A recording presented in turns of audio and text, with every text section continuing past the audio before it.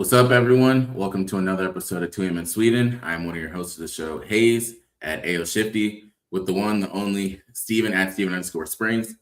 You got your Instagram handle up there. I do. Okay. Yeah, I do. So, how's life treating you? Not good, dude. Let's dive into my injury real quick. So, your boy fractured a rib. The ninth rib on my left side. And it started off as like a back, like I tweaked my back a little bit, and then it's back spasm. It was coming and going, and I did the heat and ice and whatever. And then I was at the gym. I think this was like maybe Tuesday or Wednesday of last week. I was at the gym and I was stretching, and I don't know what I was doing really, but I like leaned too far. I felt a pop in my back, like I felt it and I heard it, and I thought maybe it was like you crack your back or whatever. I thought it was that. Oh, I cracked my back, but not that way. So I felt it, and then I couldn't finish my workout. I was cooked, fucking cooked, and I knew it wasn't good. I knew that wasn't like a good thing. So, because like once the back goes, dude, like you're done.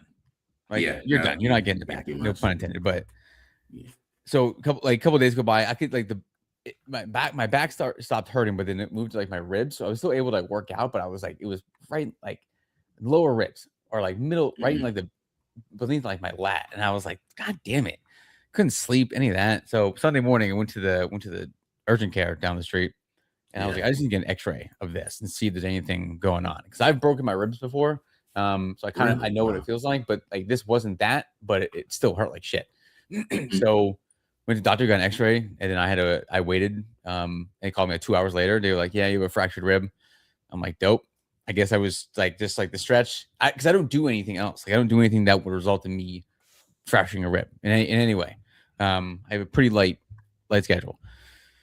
So I fractured it, and she's like, we obviously recommend resting. And I was like, well, I'm obviously not gonna do that. I got shit to do. I got 315 to put up by Memorial Day.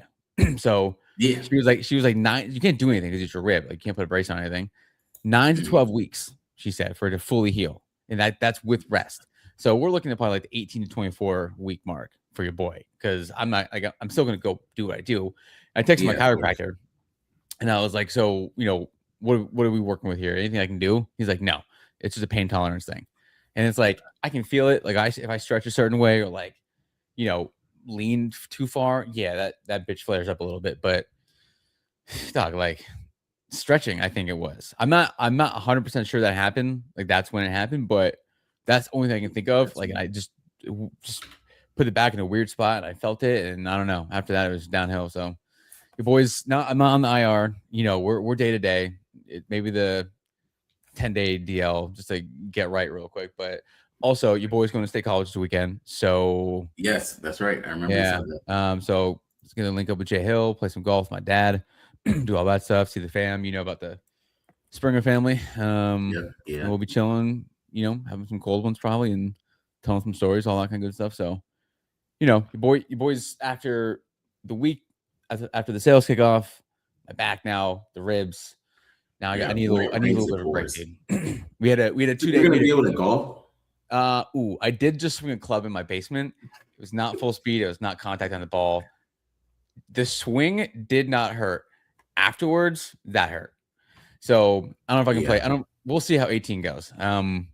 I'll just maybe couple bumps of Advil, whatever, and we'll be good. But yeah. So awesome stories after that. Oh, my what you got to remind me, because I'm probably gonna forget, is Mason's 2-day swim meet this weekend. So yeah, I could write that down, but I'm gonna rely on you. No, we're good with that. So all right, it's funny that you end up saying that, because I had 2 things. Number one, it was what happened. So the first thing is I had a basketball game this weekend. So when you text me about your injury, I was in the middle of a basketball game, and so you were playing. So I've broken my ring finger twice. And so I jammed it. So at this point, anyone that knows, once you break it by that many times, like it's just done.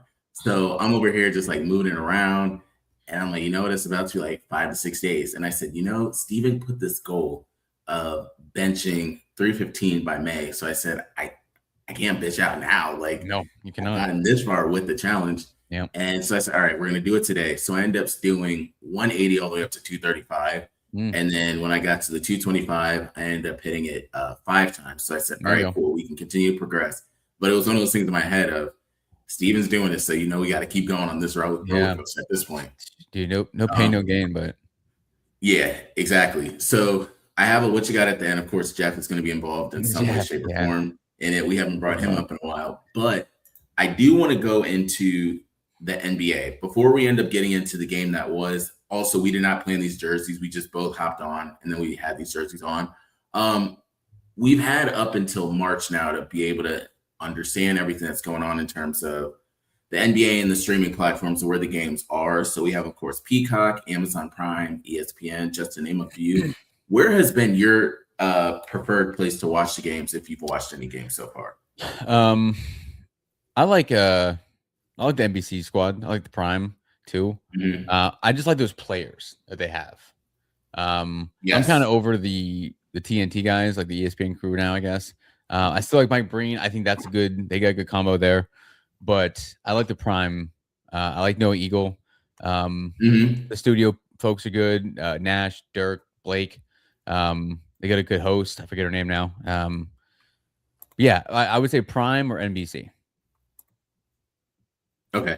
Yeah. So since you said Prime, have you seen Steve Nash acting stupid some days up there in the booth? Again, one of those things where I scrolled up, saw it, and I did not watch it, but I do know I did see the image of it.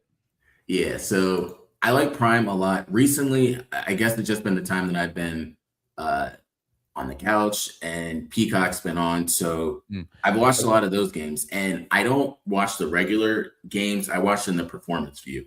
It's so much better doing it that way. So for anyone that's watched Amazon Prime, any of the NFL games, they usually have the regular one, and then they have the high analytical one. And that's basically Peacock's version. So I was watching the Knicks game against the Clippers. Right.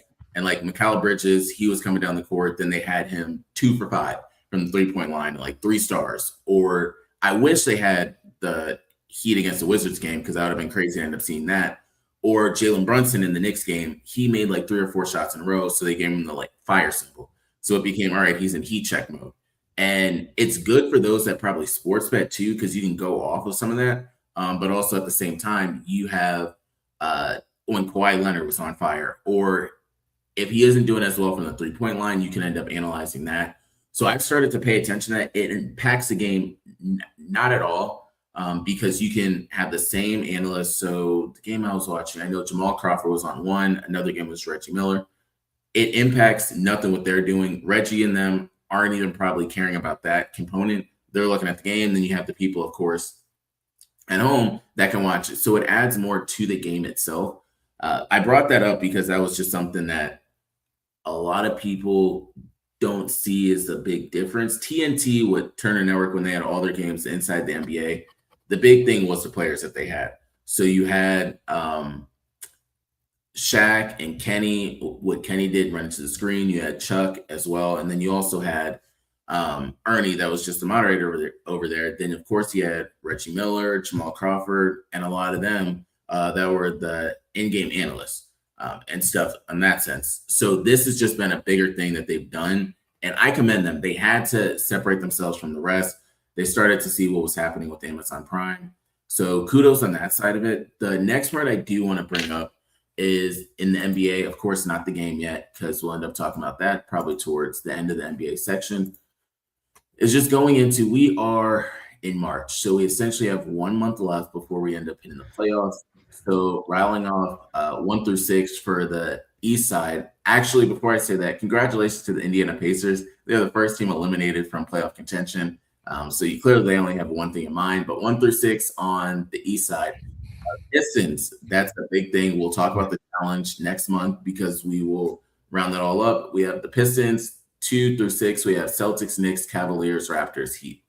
So Celtics are just getting Jason Tatum back. I personally don't believe he's going to be at full strength at all this year. It's still going to be Jaylen Brown's team, but that is something to watch. The Knicks, I do want to see what they're going to do this offseason. I don't actually think that they're going to make it to the finals. They have a chance if any year. It could be this year, but they're 3. Cavaliers are 4. reminder for everyone out there, I still think LeBron's going to go there next year. So pay attention to how far they end up going. 5 as the Raptors. They've probably been the sneaky team that a lot of people have not paid attention to. If you're an NBA fan, you've understood what they've been doing up there with RJ Barrett and Brandon Ingram and the rest of the guys over there. And then 6 is the Heat. We could talk about it now because we're at this point. We'll go to the West after that. But did you watch the game yesterday? I did. I watched most of the second half. Okay. All right, what are your thoughts? I want to get your thoughts first because I have a lot to say. Okay, so the first thing is I was not watching the game at first. Then I got like 4 or 5 texts from people saying, turn on the game. Then Stevens just texted me numbers. So anyone that knows the Steven Nash relationship, we don't actually text with the words. We'll just say one name and we both know what we're talking about. So then he said, bam, or something to that extent. And I was like, all right, oh shit, like what's really going on? And I would have never guessed, but then you see the team that they played against. Well, I know Steven will get into that. But the biggest thing for me is this man went to the free throw line 43 times. Like, bro, that is the most unheard of thing. 43 times. And most of them were valid fouls. Some of them, all right, they were questionable. But the Wizards just damn near got to a point of not even trying. And they only beat them by 21. Like, Bam had 83 points. He shot 43 shots, went to the free throw line 43 times. The craziest part about all these stats, the Heat as a team were 50% from the field goal and 80% from the free throw line. Like, it wasn't one of those, anyone that remembers Karl Anthony Towns forced the shit out of that. The coach took him out the game type of thing. Devin Booker was good with his. Kobe Bryant was good with his. I don't believe Will Chamberlain until I see actual video of it. Yeah. So this is the biggest one that we see now. But what are your thoughts? I'm just shocked that it was Bam Adebayo, all the people in the world that was going to get it. Yeah, I think people are mad about that. I think people are mad about a lot of things. Dog. Yeah. This man scored 83 points in a real life NBA game. He did. 83 points, dog. I don't even know how we go about this because that is, I don't care if he's playing the Wizards. I don't care if he's playing like the Helen Keller School of the Deaf and Blind. I don't care if he's playing some slapdick, some East Boga Community College, bro. Yeah. 83 points. 83 is 83. Is points are, but dog, points are points. Points are points, man. I don't care how you get them. The numbers are not going to look great when you're shooting, when you're trying to get 83 points, dog. No, absolutely. Let's be real here. There's no ethical buckets. That's gone after like 50, 60 points. You're just hooping. You're just trying to hoop at that point. Yeah. And like shout out to fucking Eric Spoelstra for leaving him in the game. He could have taken him out. Like, he's a real one for that. He knew. Yeah. Bro, he had 70 at the end of the third. I think it was, or close to it. So it's like, dog, he had a full quarter to get this. And there's like 4 minutes left in the game. He had like 77. It's like, oh, yeah, he's going to, he'll get this. Or at least tie it maybe. 83 points, though. That is, I was texting my boy Kumar, and this is basically bucket for bucket. We were watching, going back and forth. I'm just like, I can't believe this man's, I texted him at like 60. All right, he's got 70. Talking 71, 75, 77. Like, man, this man's going to get 80 points, and he did. And he shot 20 of 43, like you say, 42 minutes. And Kevin Durant said this afterwards, and I have a whole rant to go into. KD said, like, the stamina you need to have for 42 minutes to get 83 points, though. Yeah. Get all those shots up. Take the beating. Make the shots. You still got to go out and fucking do it, bro. I say that about everything. You still got to go out and do it. It does not matter who you're playing. I don't care if it's Wizards. I don't care what dog shit they are. You still got to go out and score do it. And he did. He scored 83 points in the game. And there's people discrediting it. I know you saw as much as I did. Like, bro, what the fuck?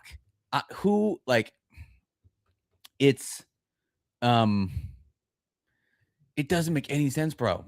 83 points is 83 points. I don't care how you get. People are just mad that it was Kobe's number, and now it's Bam as the number 2 guy. Kobe fans are just all in their feelings. Like people talking about ethical basketball, no, dude. There's no such thing as ethical basketball when you score 83 points. That doesn't just happen. Like some shit's gotta go wrong along the way. You gotta start making shots. You gotta do all this, bro. 83 points. 83 points. I just can't believe that is his number. I'm looking at this right now on ESPN. 42 minutes, 83 points. The free throws, whatever, dude. I don't care if he shot 100 free throws. Who cares, dude? They were fouling him. They were actually fouling him. Please tell me you saw the 3-point. Yeah, bro. Like he was just he was chucking that shit out. After a while, bro, you're just slinging it. Like you're just like I got 75 with this much time left, and Spo's leaving me in. Shit, dude. What? Everybody in the league would do that. Oh, absolutely. And like if it was anybody else, if it was one of those guys, like LeBron, Durant, Ant, whatever, it would not be talked about like this at all. Like, and people are just so mad about it for no reason. Like, what are you so mad about? This man scored 83 points in the game. Say that out loud to yourself. Like, Bam Adebayo. Look, I don't care who it is. I don't care. Again, don't give a shit. None of that matters. This man did the work. 42 minutes of basketball, like a real life game. He played 42 minutes and scored 83 points. Shout out to Bam Adebayo, dude. I mean, that might be one of the best accomplishments I've seen in sports, because I don't think people understand like the significance of that. No matter how he did it, he still did it. Like I don't know if that's going to be broken for a while. Like getting over 83 points, dog. Yeah, because most coaches are not going to leave that guy in after absolutely not. 70, because it's probably like the game's probably in hand like this one was. And I get that running up the score. Shut up, dude. This isn't Little League. Like, shut up. Like this is the league, bro. This is the NBA. And the Heat didn't play better defense. They gave up 129 points, but like that's a shit ton. Nobody was playing defense. That was like the old school All-Star game. Dog, 83 points. That's unbelievable, dude. I can't even put that into context with like another sport. Like if it but like Bam's nice though. Yeah, like he's nice. Like if you've seen people talk about him, like former players talk about him, like they know we can like get buckets, but he just never has to out of Miami. Yeah. So two things with that. Number one, which is a little embarrassing for both sides. No player in the whole game had 10 rebounds. Like all the stats I remember. That's pretty funny. Nobody had 10 rebounds. Nobody had 10 assists. That's pretty funny. Yeah, it's funny. Bam had the most rebounds. He had 9. Yes, damn near getting his own shit at that point, or getting the defensive rebound and just going down the court. The other stat that they were bringing up is Coach Cal and these Kentucky players.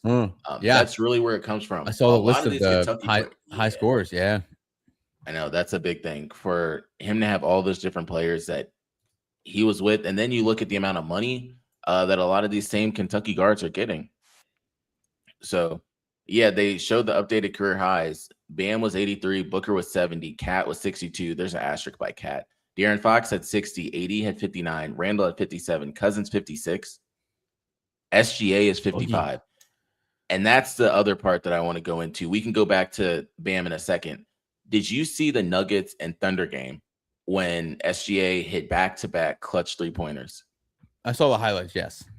So I always thought he was a good player. I think that game gave me a lot more respect for him because he wanted the ball. He got to a spot both times, did a step back damn near both times, made it both times. Everyone knew it was going to go in. And Jokic at the end of the game just had to respect him, go over to him. And they don't, for anyone that watches the NBA or doesn't, they don't usually shake hands after every single game. So for them to end up doing it after that game is a big thing. This is not college basketball. They usually just go to their locker rooms unless it's a really high contested game. But yeah, I said that because SGA had 55 and Murray had 55. But talking back on Bam, do you think this does anything for the Heat going into the rest of the season? No. They're the 6th seed. No. This is so now, like, there's like that small little bit of you that like wants Bam to start like going on a little tear, like go on a little run and start dropping like 30s and all that kind of good stuff. But I don't think that's gonna happen. No. Yeah, that's the funny part. So for anyone that does sports betting, they probably saw a bunch of people tweet this. They were like, the games I need Bam to just score 15, he can't do that. Yeah, but then 83. but now he drops 83. And then, of course, some people have different betting tickets out there. When he was at like 70 for him to get to 75, 77.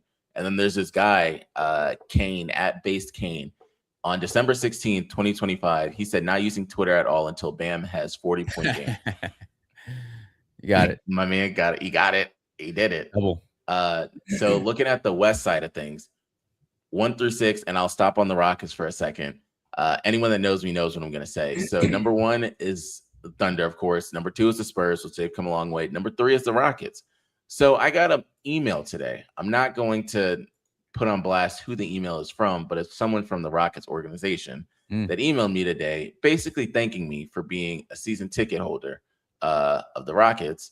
And then also I'm trying to look for his name. And there we go. Thanked me for being a Rocket season ticket holder, told me about the cost of the playoff tickets, which I forgot how expensive playoff tickets are in the NBA because of the fact it's per game. And then if they have 3 to 4 home games, you're paying for that whole thing. So the first round, round 1 and 2, which I assume, they're counting round 1 and then the Western semifinals.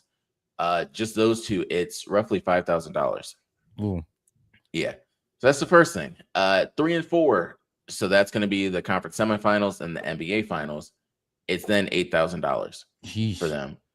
So then the next part to that is they said all that. Then they said, with respect to the 2026-2027 season, we have decided not to renew your tickets. With respect.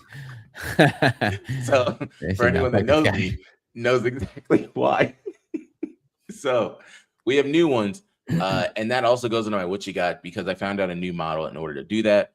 But finishing up with the NBA 4 through 6, the Lakers are 4, 5 is the Timberwolves, 6 is the Nuggets. What I really want to see is if the Lakers and Rockets end up playing in the first round, like a 4 and 5 matchup, because they're all just separated by a game to a game and a half.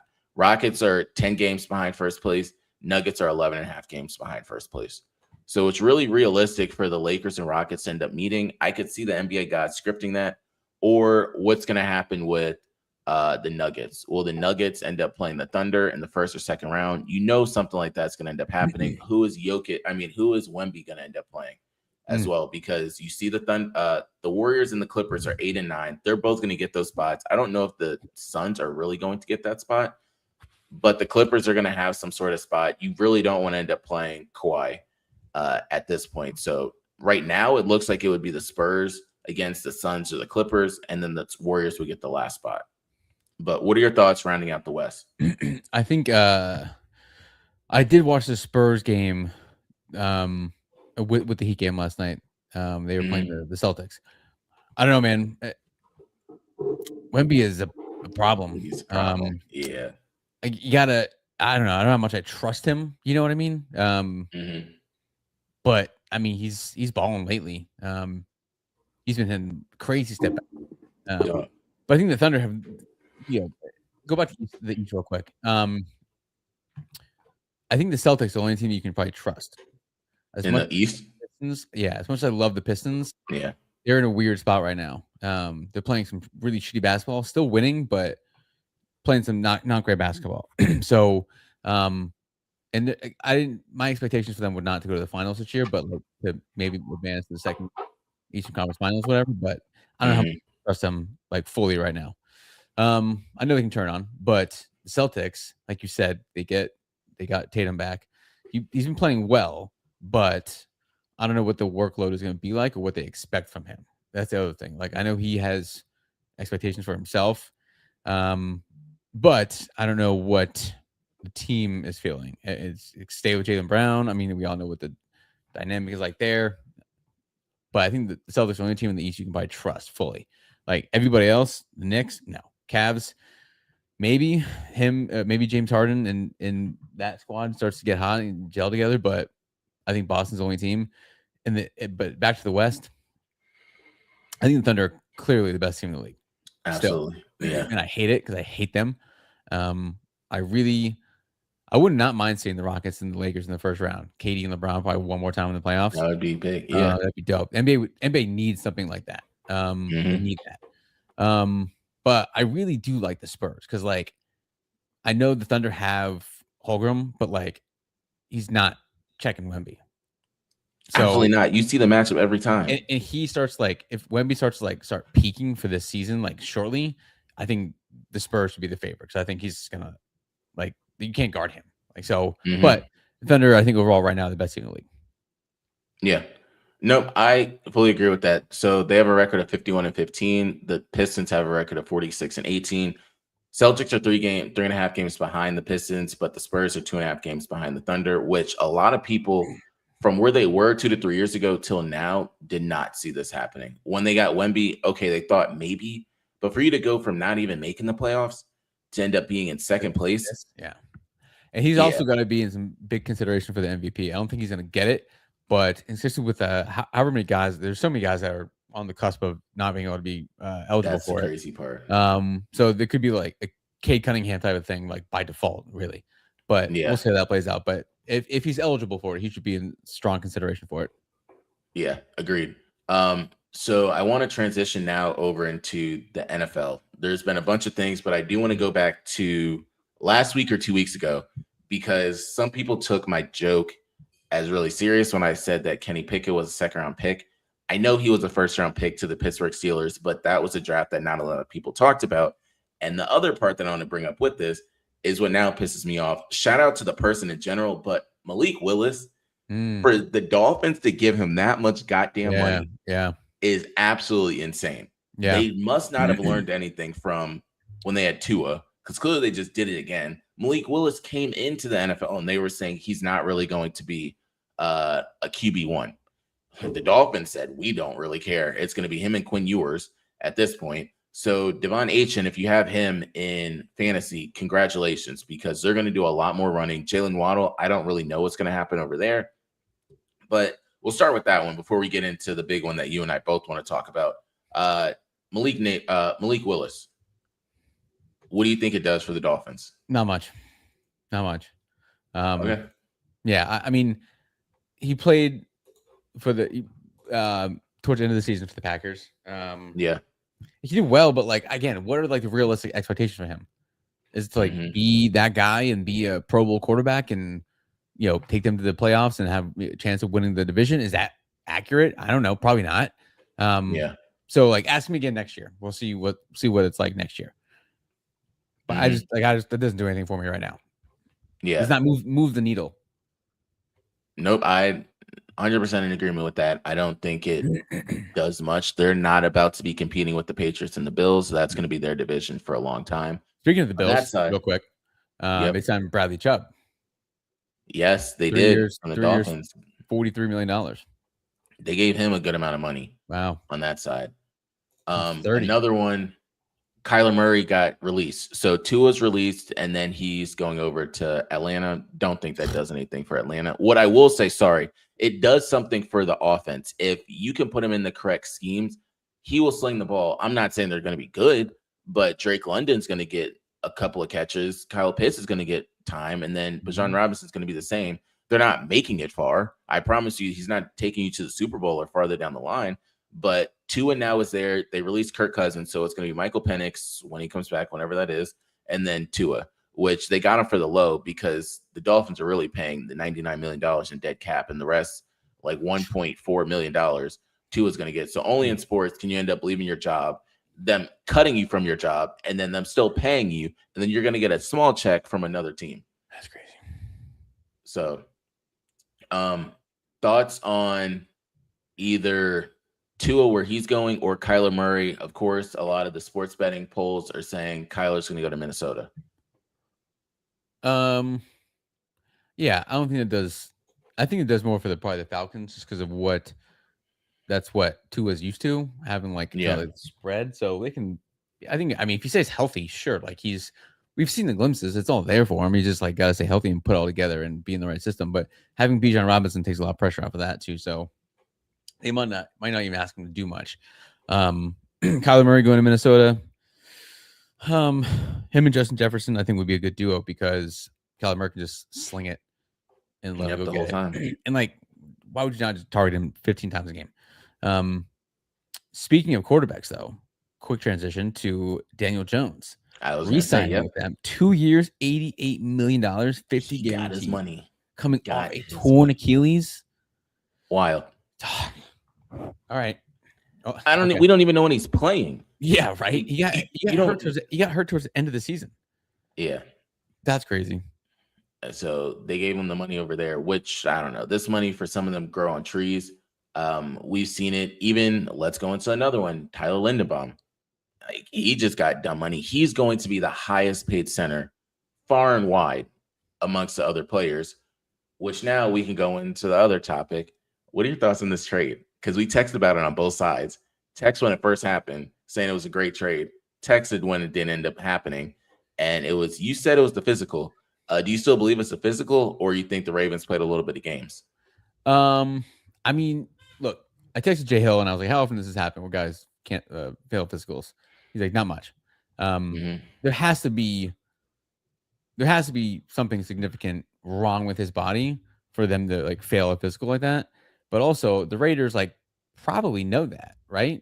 They probably know that, but they don't benefit from like lying and like sending him there, and like they're gonna back out of it anyways. They did sign Trey Hendrickson, 3-year deal, 100 mil, something like that, right? I don't know. Basically same deal as Max Crosby, but they keep their 2 first. I don't know like what we're gonna find out about this, but I feel like there's a little bit of some on both sides. Probably more so the Raiders side, which is classic. I think they obviously knew about it. They had to have known that he's hurt. He's coming off like the injury. Like they had to know. This might be like flagged, but yeah, it was wild to see though. But backup plan, they got to sign Trey Hendrickson, I guess, which is solid. Yeah. Did you hear what Eric DeCosta was saying, that they had the vision of wanting Max Crosby and Trey Hendrickson? I don't believe it for a second. I honestly think that they're playing gamesmanship. Trey Hendrickson is probably involved in it too, saying, oh, they promised me. Well, they said we were going to be able to play together. If it comes out at all what really happened, that's damn near fines and stuff. Yeah. I think it would be, if anything, it would be on the Raiders more so than the Ravens. But yeah, it's always some shit with the Raiders. That's another thing I wanted to talk about. Isaiah Pacheco going to the Lions. So they basically just replaced David Montgomery. At that point, Mike Evans going to the 49ers. Yeah. Okay. Again, what are the expectations for Mike Evans, right? Like realistically, 33? Like slow down a little bit. He still got it, but like slow down a little bit. So I gotta wonder. It's not like he's 28 anymore. He's in like the middle of his career. He's on the back end. Like, what are the expectations for him? I have no idea. Yeah. So that was just another thing, because I think it does more for Emeka Egbuka over there in Tampa, because Chris Godwin's still coming back from his injury. So Emeka clearly has to be, I wouldn't say the wide receiver 1 alone, maybe the wide receiver 1B with Chris Godwin over there, but we'll see, because who the hell knows what's happening with Tez Johnson. We're not going into that story, but if you all want to look it up, you can look that up. Feel free. Another thing, that Cowboys are trying to get in the mix with a lot of this stuff too. So that's something else that I think some people might end up caring about. I'm just looking at other deals like Javon Hargrave. He was on the East Coast at one point, went out west. He just signed a deal for 2 years, $23 million, including $13 million in the first year. Shout out to the Steelers signing Michael Pittman. They did that trade. I do like that trade. We have a massive receiving core now. I'm gonna find a quarterback. Yes, that's my problem. See, that's the big thing. Come on, dog. Yeah. Just another thing to bring up. So Jalen Hawkins reached an agreement with the Ravens. That's nothing big. Aaron Jones is restructuring his deal. I'm saying all this because this money just grows on trees. They also said in the first 2 days, $3 billion worth of contracts are signed in the NFL. You know what I think is a very good signing? What? Romeo Doubs to the Pats. Ooh, yeah. He got good money. I think that's a very good underrated signing, because he's not like he's not quite like a wide receiver 1, but I think he could be put in that role with the release of Diggs. So I think that's a very solid pickup for them. So 2 wide receivers, because you brought up Diggs. So Diggs and then also Tyreek Hill. Where do you think they end up? Tyreek Hill, I mean, He's coming off stupid injuries right now. Stupid injury, dude. I mean, Diggs has like the legal stuff going on. He's got the off-the-field drama. Someone's gonna sign him, right? Absolutely. It's probably gonna be something we don't expect, but Tyreek Hill, it's probably gonna be easier to sign Diggs than it is Hill because Hill's coming off that catastrophic injury that is. I mean, I'd be shocked if he is what he was. When we texted about Kenneth Walker going to the Chiefs, I think that's a huge pickup for them. Yeah, that's a big, especially with Mahomes coming off the injury. They need someone that can yeah. carry the rock like that. They haven't had that in a while, so I think that's big for them. No. But yeah, Tyreek Hill, I'd be very interested to see because that was early in the season, right? Yeah, that was early. So it was ugly. I don't know. I don't remember what the injury was exactly. The knee, something else. He fucked everything up. It was damn near the whole. Yeah, it was tough. That was tough. You hate to see that for someone like that because he's not going to be Tyreek Hill. Never. Yeah, I hate that. For you, Cam Hayward, he got good money for a 1-year deal, $32.25 million, including 16 fully guaranteed. Wow. And just like grows on trees. Terry Cohen's going to the Eagles. So the Seahawks have lost Kenneth Walker, Tariq Woolen, Boye Mafe, and Kobe Bryant. And Tariq Woolen is getting 1 year, $15 million. Okay. So now they have 1 Cooper year DeJean. Yeah, that's Quinyon Mitchell and then Tariq Woolen. So you have the three of them back there. 1 year, $15 million. Like that's insane. One that absolutely. My question for you is George Pickens. He got the franchise tag, and the franchise tag does not put him in the upper echelon of the wide receivers. He's not up there with Jamar Chase and Justin Jefferson. What are your thoughts with this whole franchise tag? Because the NBA doesn't really do it that way.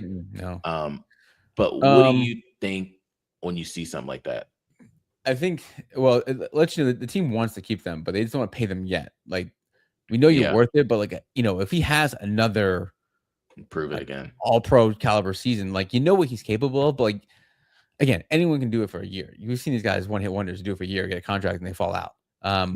So I get it. They won't put all the eggs in the basket yet, but if he has another season like that, yeah, you pay him whatever he wants. Especially if you, yeah, for sure. There's no question about it. Pay him what he wants. And final one for you is Rico Dowdle. Say who? What? Rico Dowdle is going to the Steelers. Big back. Big back. Definitely the complete opposite of Kenneth Gainwell. But I do like him with Jaylen Warren. We have a big squad, but again, who the fuck's me our quarterback? I have no idea. I still think it's gonna be Drew Aller. I think they're gonna draft him either first or second round. I feel. You don't think they're bringing Aaron Rodgers? I mean, you can. Like, I just don't think you have to start building for the future. I mean, yeah, you got to start. And like, is Will Howard the guy? Maybe, but I've been saying all along, I think they're going to draft Drew Aller. You have? I've been wrong. I've been wrong on the whole quarterback thing before with Penn State guys. So that's not a surprise. I mean, I was close. I was close. But I also said Drew was going to be the number one pick in the draft. But that's besides the point. But yeah. So final one, Jeremiah Love. Where do you think he ends up? He'll probably go top 10. I don't even know what the top 10 is right now anymore. He'll be a top 10 pick. He's too good not to be. All right, what you got? So we had our first 2-day swim meet this weekend. Mason did 6 events. Big homie placed in all 6. He got second, third, fourth, and 6th. So he got the most points for his team as well over the course of the 2 days. I think he had like 96 points, and the next closest kid had like 30. So he won. So they do like heats. So like they do the heat, and then like you have like 7 different heats within different events. So they do age groups and all that stuff. He won a couple of his heats, and then finished like 3rd overall in like his group, his age. But he balled out, dude. He did a 50-meter freestyle, which is down and back. It's a 25-meter pool, down and back. Cooked kids, dude. Cooked them. And then he did a 100-meter freestyle, down, back. Cooked them again, bro. He won by probably like 3 seconds over some of these kids. My man was just, wrecked it. cruise control the whole way. It's very fun to watch. It's very impressive. Like, he's very good at it. He's a very good swimmer. He has some 8U travel soccer at the tryouts at the end of April. But swimming is like, he's a problem in the pool. Dude's racked up, I think, close to like 10, 11 medals in the last 2 months, 3 months with all the events he's done. And it's, because, at first he was just like relying on his athleticism. He's a pretty athletic kid. He was just relying on that and like doing what he was taught like originally. But then once he started developing the technique and all, I mean, we're there 3 days a week, hour and a half each night. So this kid, like, bro, he's put the work in. Kid's a unit in the pool. So it is very fun. I'm glad I don't have to coach him, obviously, because I can't swim for shit. But it's cool to just like sit back and watch. So it's very fun to watch. Once he gets older, we'll see where it goes. But and then in the summertime when he swims like the neighborhood swim team, he's gonna just fuck these kids up, dude. I can't 100%. wait. I cannot wait because the competition isn't the same. So he's gonna just cook these kids, and I cannot wait to see that. No, but like I said, also going to State College this weekend, so I'll have multiple stories from that as well.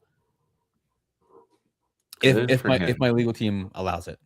Yeah, you gotta always throw that in there because that's the funny thing. So people will text me and be like, "Oh, what is it that Steven really wanted to say?" I was like, his legal team told me I couldn't say it, so it's just a secret right now. This is a joke on social media, but it's something that's gained a lot of traction with over 37,000 likes. So People Magazine names the most influential product of the century. What would you guess that the running joke is for the product that is the most influential?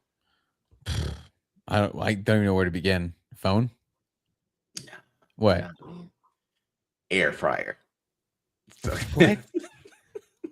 It's not really from People. This random thing picked it up, and then they all started just pushing it out there. Like the amount of people that were saying it. Air fryer. I don't think everyone got an air fryer, but it is good. Like, those things are dope. I'm not gonna lie. They are. Yeah. But the most influential of the century. Come on. you might have got a little farther. Yeah, you would have had me in the first half. Yeah.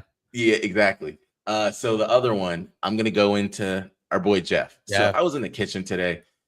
Mind you, I guess the people in the break room weren't necessarily engaging in this conversation. So he found me by myself. So he said, let me go talk to Christian. So he comes over to me and he finishes a story that the other people were not listening to. He was like, I just can't let my wife outside around these pets. I was like, what do you mean? He said, well, 15 years ago, we were outside and then there was a cat. She thought the cat was cute, came inside. 15 years later, we have 2 cats and then we have 2 dogs.